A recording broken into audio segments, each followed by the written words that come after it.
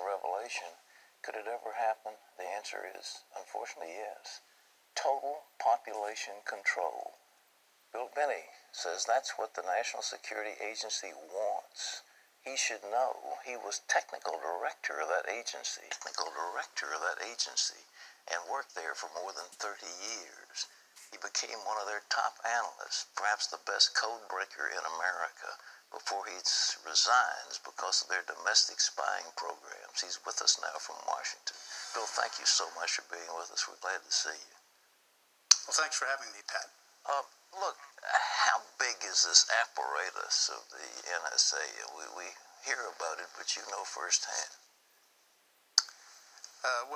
I think there are about 40,000 people working at Fort Meade at NSA headquarters, close to 40,000. And then they have facilities all around the world, plus a number of contractors also associated with, probably on the order of 100,000, I would think, to 200,000 that work for them directly. So it's a rather large operation. I mean, it's between $10 and $15 billion a year that they spend on it ever since 9/11. So that's quite a bit of money they're investing in it. How much data can they acquire? Is there any limit to it? Actually, the only limit is in terms of money, power, availability, and space to stack equipment to go and collect the material.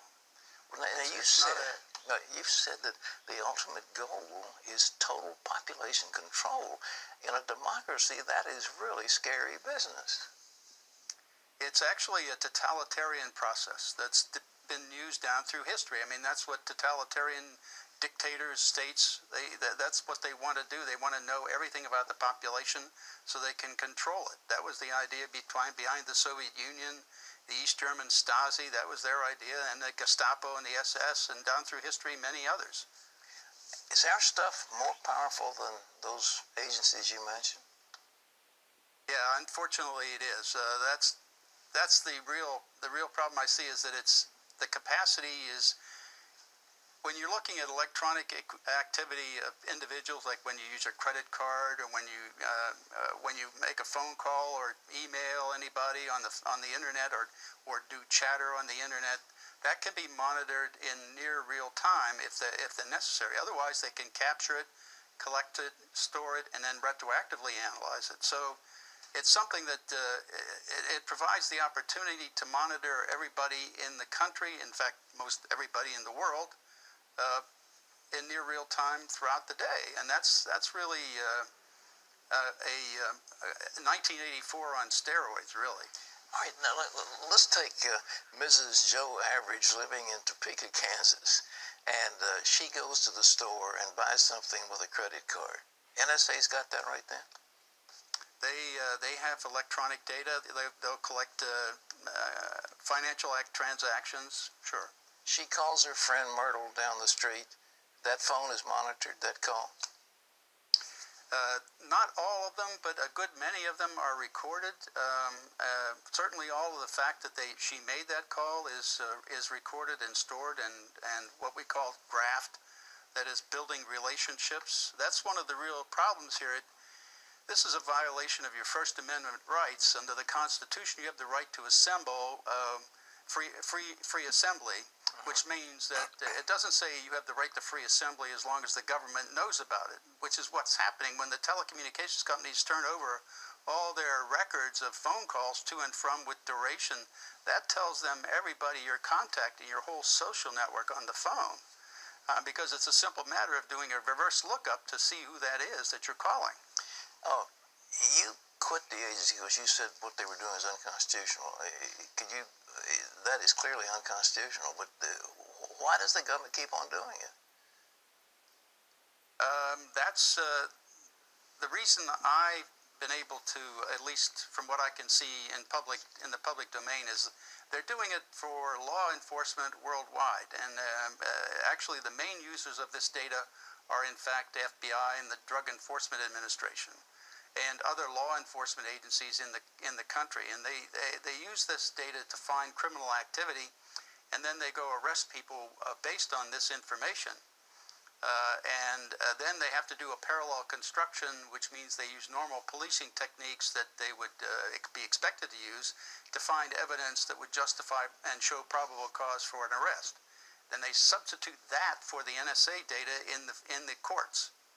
In fact, that's one of the things that happened in challenging that process. Was one of the lawsuits was Amnesty International versus Clapper, and that made it to the Supreme Court. And the only way they got rid of that was to basically lie to the Supreme Court and say that, well, if anybody had any of this data used against them in the court of law or anything, that the defendants would be told. And that was simply a lie. Nobody has been told to date. All right. When I think of this, it's just horrible. But do they give this information to the IRS? That's the other problem. The Drug Enforcement Administration has a special unit, the Special Operations Division, the SOD, and that division is supposed to, its primary purpose is to look into the NSA data to find criminality and criminal activity. The members of that are the CIA, the NSA, the FBI, of course DEA, DHS, and the IRS. Now that means that the IRS has actually has access to all the data of the social networks of everybody in the country, because NSA builds those in the databases that they have from the billing data or the contact data that's provided by the telecommunications companies. So this in effect allows them, if they're interested in stopping anybody getting a 501c3 application in for tax exempt status for say someone in the Tea Party or the Occupy group or any religious group attempting to get 501c3 or tax exempt status, they could look into that mapped, graphed relationships and see if you're a part of any organization that they perhaps want to stonewall or slow roll and prevent from becoming politically active. And that's what's been going on. They've had access to this data. And one person was testifying in the House Judiciary Committee, I believe it was, about some of the questions they were being asked by the IRS. And one of the questions that was asked that gave me the idea that they were using this information was this one person was asked, what is their relationship with another person? It was a specific name. Well, the question I had was not what was their relationship, but how did the IRS know about that relationship? The only way I could think of that they would know was be through this access to the data in NSA, where all that information is mapped out. So what you're saying is the NSA slips this stuff to them, they read it, get a clue, and then they go through their normal procedures and act like they didn't get the information, they got it from another source, so they pull the wool over Congress. You know, the congressman... Yes, go ahead. And they also use that in court, which means, in my sense, that means they're perjuring themselves in court. So I call that a planned program perjury policy run by the Department of Justice of the United States. You know, I'm horrified at all this, and I'm sure the average of America, you know, most of the congressmen they come out of neighborhoods and they're elected by the people. Do you think Congress has even a clue as to what you're talking about? Probably not a complete clue, but I think that's part of the reason that Representatives Amos and Conyers got a coalition of members of the House to try to unfund NSA's activity last year. They almost made it by about 12 votes. They lost by 12 votes, but they came pretty close for a first try. So there is a move in Congress to limit and stop this, and it really is all of this activity. It's unconstitutional under the First, Fourth, and Fifth Amendments. The first, because they're giving your associations and everything. The government is collecting that data. The fourth, because they're looking at the content. It's not just metadata that they're collecting; it's content also. And the fifth, because they're using data that the content of data that you pass between your friends and neighbors, and use that against you in a court of law. That's a violation of the Fifth Amendment. That is to have you can claim the Fifth Amendment not to testify against yourself. Well, that's a violation of that too. How come some little guy didn't come after you in the middle of the night, or have they? They have, actually. They sent the FBI at me in 2007 and tried to intimidate me to stay quiet. What about Snowden? Is he a traitor or a hero? I looked at him as doing an absolute public service, not just to the people of this country, but to the world, because he produced evidence that's irrefutable by our government. That's the crimes against the Constitution and the laws that we had over time anyway. So that was irrefutable evidence of what they were doing, and so they cannot deny it now. What kind of megalomaniac would want to do something like this? Is monstrous, and these guys, I mean, where does the mindset come from that devises all this stuff? Well, that's what I objected to and why I left NSA early on back in 2001, because I saw this coming. I mean, I had worked the Soviet Union problem for almost 30 years, and it was very clear to me that in October of 2001, the NSA and the U.S. government started adopting the procedures and techniques and processes that the Soviet Union and the Stasi and all of the countries behind the Iron Curtain were using. So we were actually adopting their procedures. It was very clear to me that that was what was going on. All right, last question. The average person doesn't have a vestige of knowledge of what you're talking about. They just trust their government. What are we going to do as citizens? Well, you see, let me say something about that first. That's really the problem here in this country. You see, from what I see is we have not had a dictator in this country for almost since George III, for almost 240 years. So we've been very comfortable over those 240 years, at least, kind of depending on our government to do the right thing. And that's what we've all been accustomed to them doing. That is, we trust them and have trusted them for a long time. And so we don't have that knowledge of what dictators and dictatorial processes are.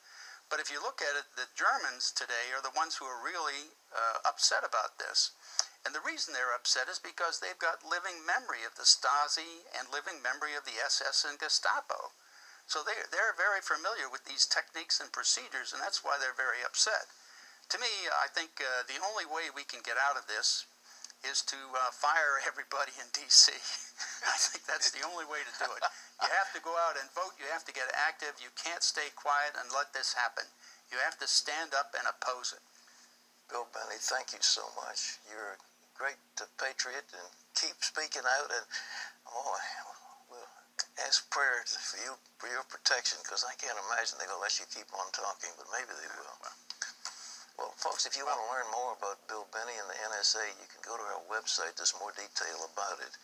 And you know something, as he was talking, the Bible makes a statement in the book of Revelation that people could not buy or sell without the mark of the beast. And you said, okay, there is no way that there's any governmental agency that could enforce something like that. And what this man, who is the technical director of the NSA, former technical director, is saying is that the government now has the technique to do this worldwide. You know, Google has maps of if you have a little shack up in the hills someplace, Google's got a map of how to get there. And that's a private agency. And, you know, your credit cards, your telephone calls. But the thing is, what he's saying is that you pick up the phone and call your girlfriend, and that's monitored and that's recorded, and it's frightening. You don't have to be saying, you know, I want to plot against the government. It's a normal conversation, and they call it metadata and all that stuff. And we don't understand it enough, so we say, well, oh yeah, well, we don't have terrorists, we don't have blowing up our airplanes. Well, of course we don't. But is it the price of safety for a few passengers on an occasional airplane? Is that worth taking away the liberties of all the people? And the answer is no. But this is Big Brother. It is what is written in the book of Revelation, and it finally can happen in our lifetime. This is scary stuff. Shocking, really. Isn't it? Shocking. I remember reading 1984 and books like The Late Great Planet Earth and thinking that could never happen in our country. People would never buy into that, and here we sit. Well, it's like the old business of the frog in the water. You heat it up slowly, and we're more and more accustomed to it. And every time it comes out and they say, oh, well, it's okay, it's the USA Patriot Act, it was put in by George Bush, these are good guys. And this is, you got a nice general up there, he's 3-star general, he's got a benign looking face, and you figure he's not going to hurt you, and so he's in charge, and then somebody else. Well, we also grew up being taught and believing that the check and balance system in our government was going to take care of all of this. This is huge. The gathering is in the billions and billions and billions of bits, and it is. We finally have the capacity to control every human being on the face of the earth. Oh, clean them up. That's what he said. Throw the bombs out and let's start afresh. They're talking about war. They're talking about total population control and killing the masses of people. What they didn't talk about is mind control, MK Ultra mind control, FCC TV satellites, spy breach from NOAA and the NSA and media and celebrities and every cable company, a spy breach. That was ACLU versus Clapper. Also Mark Klein versus NSA in the United States, as I have referenced in my ongoing lawsuits against the United States. Frequency flyers, extremely low and high frequency radiation cell towers. And then there's the Great Deception, that they've used a lawless global movement game made from hate crimes against me. I'm a lawful whistleblower and a survivor of violent crimes. Rape, incest rape, NFL abuse from my ex, retired NFL Raider Lester Hayes, and Davis police brutality for risking my life for my black ex-boyfriend after reporting Davis police's felon family. They've deprived me of justice and due process and made lying slander codes. They've made a game of pirates stealing and minions from UC Davis and NorCal to steal from me, and they've made codes about it as a game because Lester Hayes is my abusive ex.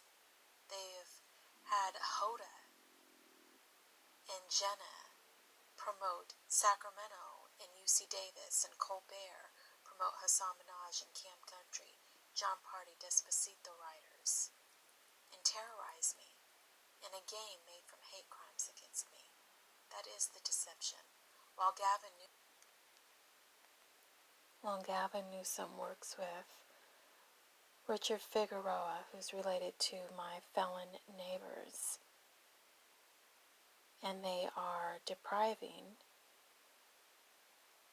impoverished Americans their right to housing because they are given more than 50% of government HUD housing and Medi-Cal, free Medi-Cal EBT food stamps and miscellaneous grants, etc. to DACA, illegal immigrants, and migrants. I'm on SSDI. I haven't even received my surplus check, and they're already granting millions of dollars to migrant workers. My felon neighbors are related to PD Figueroa, who's also related to government official Richard Figueroa that works with Gavin Newsom. They're related to Figueroa's, Garcia, PD Garcia, and Nunez of the District Attorney's Office that controls fair housing in Yolo County. They've blacklisted me from housing, they've blacklisted me from advocacy, and I have PTSD. That is why I'm on SSDI. And I'm a lawful whistleblower. Their felon, druggie, child abuser family were my felon neighbors, and they have media family at Good Day Sacramento. The Ponces, Garcias, Figueroas, Eva Jessica and Lourdes Ponce, and Principal Ponce, of Davis. They have every angle. They have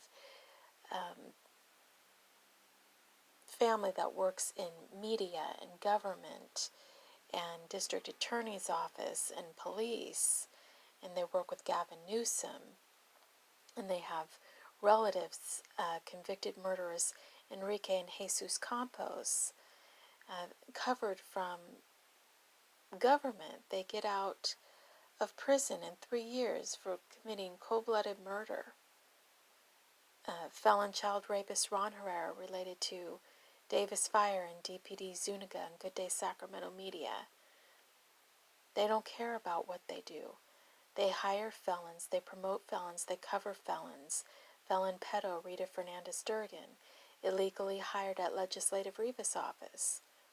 They've covered NBA Kings Kevin Johnson, who got a pie in his face, years ago, and was vaguely talked about paying his victims in a court settlement because he's a teen rapist. He raped several teens and should be on Megan's Law. And he was allowed to be mayor in 2008 to 2016. Kobe Bryant, Gayle King, and Oprah Winfrey, talked about Kobe Bryant being a teen rapist and having to go to jail briefly and go to court. They didn't put him on Megan's Law. Mike Tyson, violent rapist, went to jail, went to prison for years, got out, and then was promoted on Jimmy Kimmel numerous times. Celebrities don't care about murderers and rapists because celebrities commit heinous crimes. They promote their own. Unless you are against their Illuminati agenda of totality, unless you are against anything in their agenda related to their cults, they will cover any felon. They will cover any riffraff, rapist, murderer, child rapist. They don't care. They cover my perpetrators and make lying slander codes against me. I've never had a felony. I've never had a 5150. I have district attorneys recorded and posted on my YouTube. I have courts recorded verifying that I'm lawful and a survivor of violent crimes. I have numerous documents verifying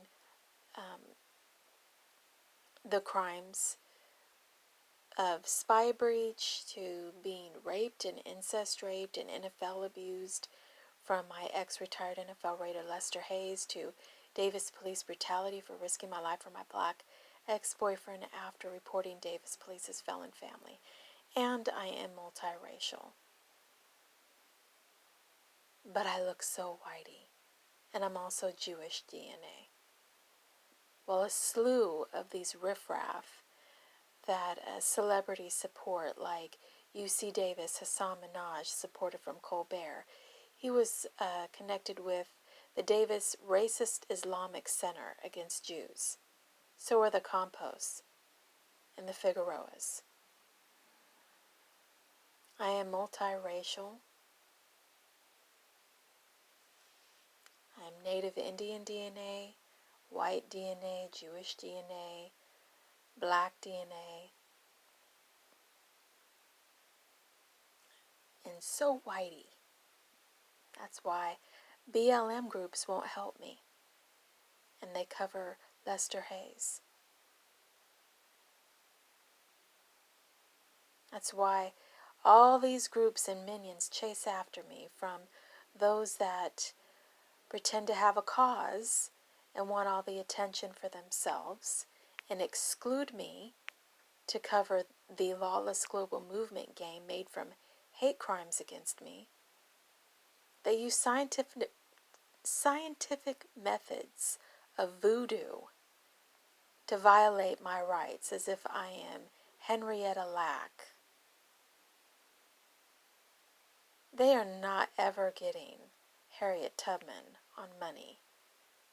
Reinventing slavery from mind control and black magic voodoo and pirate stealing. A slew of minions, Hassan Minaj, Cam Country, John Party, Despacito writers, Greta Gerwig, Black Panther director, and they all promote the pyramid. That's on Currency, this pharaoh empire of black magic voodoo on Currency.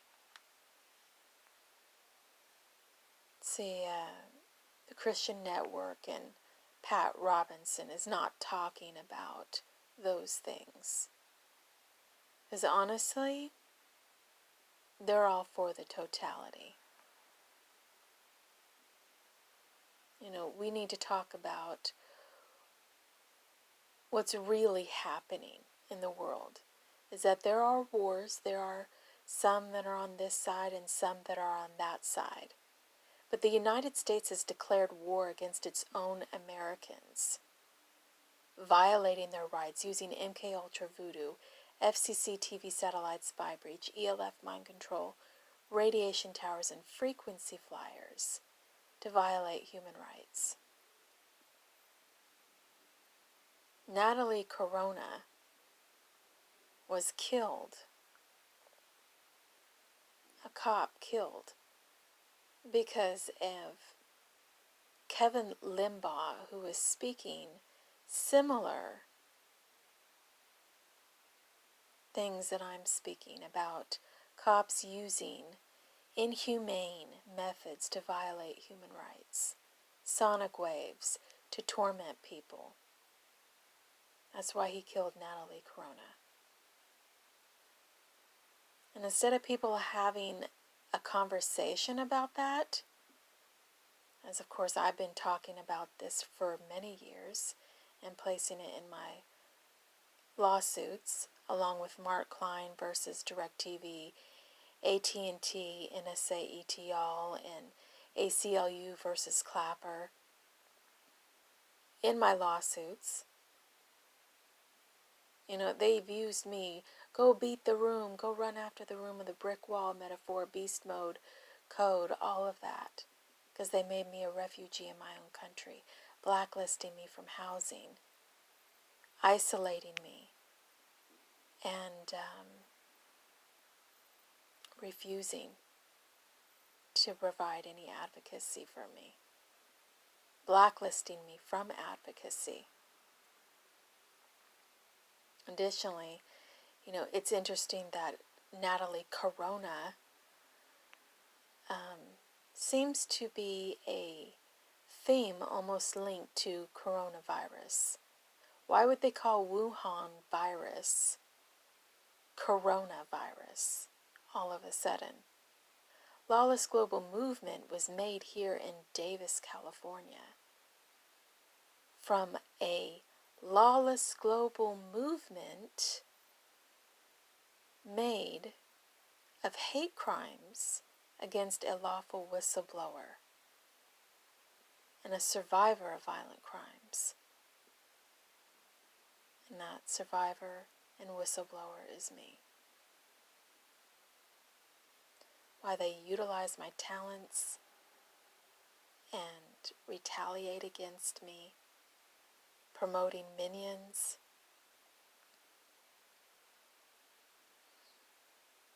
You know, I don't have a studio. I don't have all of the fluffy extravagance that all these minions in teams have. But I post my mini docu-series on my Instagram pages, and I post my music on my Instagram pages, and I'm reposting my eclectic mix radio station.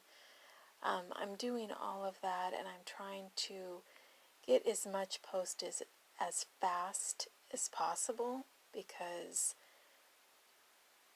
it's me against the world. And irony is that